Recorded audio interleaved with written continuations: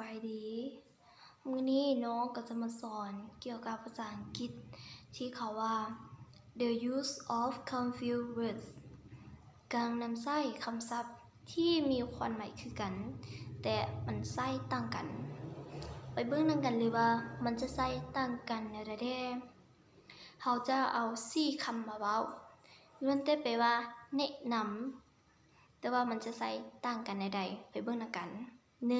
1 advice แนะนำแบบให้คำปรึกษา example ตัวอย่าง The doctor advised him to have a long rest ทางหมอแนะนำให้เราไปพักผ่อน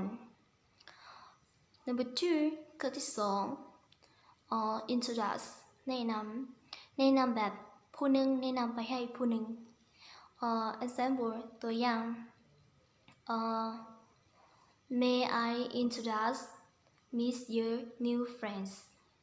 คอยจะขอแนะนำเพื่อนใหม่ที่ชื่อว่าเยอะไม่ว่าเขาจะแนะนำให้เขาฮู้จักหรือว่าฮู้ต่อไปข้อ3 Number 3 suggest แปลว่าแนะนำแบบผู้หนึ่งแนะนำให้ผู้หนึ่งไปเฮ็ด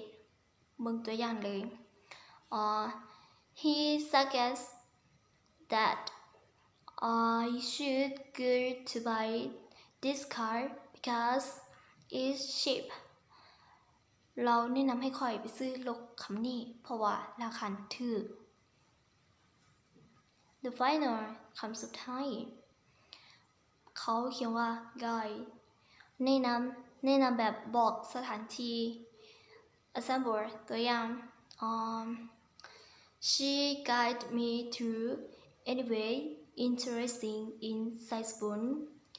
เราแนะนำบอนที่น่าสนใจที่ไซสปุนให้คอยวันนี้เราจะมาสอนในการแนะนำแบบถ้าที่มีความหมายคือกันแต่มันใช้ต่างกันมันจะจบเพียงเท่านี้ถ้าผู้ใดสนใจก็ไปเรียนในคลิปวิดีโอต่อไปบ๊ายบาย see you